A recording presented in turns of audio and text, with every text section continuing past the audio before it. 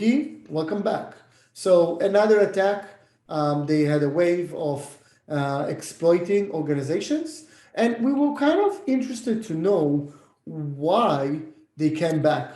They had the Fortinet capability they were using back, but how did they get back? And this specific organization, for example, they actually patched the so-called Fortinet vulnerability. So we were trying to dig really deep and understand how they got in.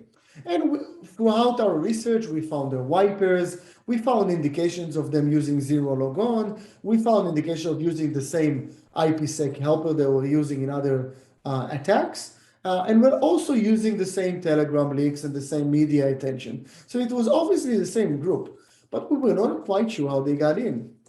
And then we digged in. So it's something crazy that needs to be discussed. I think that in certain operations, for example, countries should be aware that in some info campaign maybe should take some act and reduce media, or maybe the media itself should take some responsibility on their actions, which I probably think they won't.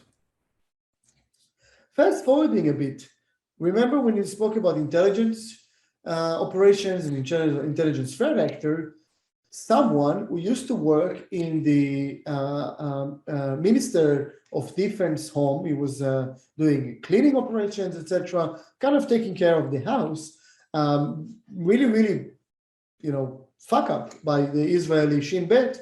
The guy had many previous convictions.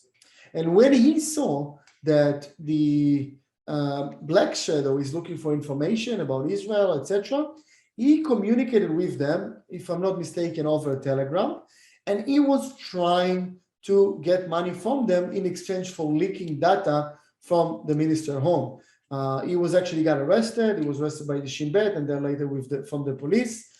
And he was charged, and he was charged on sending them proofs and communicating with them as well. The Israeli government, and the reason I'm showing it is it's really interesting. In the claim, they did not literally say it's Iran. It's really interesting. The government is not yet officially claimed anywhere publicly.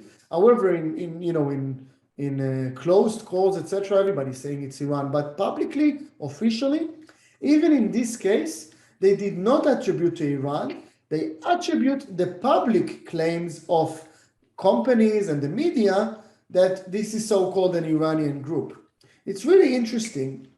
And this brings me to, once we looked at all of the timeline, and there are some things that I missed out, and on purpose, it's basically because I'm trying to build the story of what actually happens and not speak about every specific attack. But it really brings me to the final notes. And the final notes we need to learn from it is number one, there is an active operation of Iranian threat actors against Israel. By the way, of course, I'm biased, I'm Israeli. There is an active operation of Israel in Iran as well. So I'm not trying to hide it, but I'm only speaking from one side here. And this presentation is completely biased. I'm not trying even to hide it. My main claim here is one, in your case, in your country, you probably are suffering from similar attacks. For example, US is being attacked by China and even Iran as well. And Iran is also being attacked by US and Israel. And there's many attacks all over the world. Russia is attacking US and many other countries, threat groups attacking France. The one thing you can take here from is that don't trust your government and don't believe your government will help you during an attack. In most cases, government prefer to stay on the side, although the attacks are against private companies from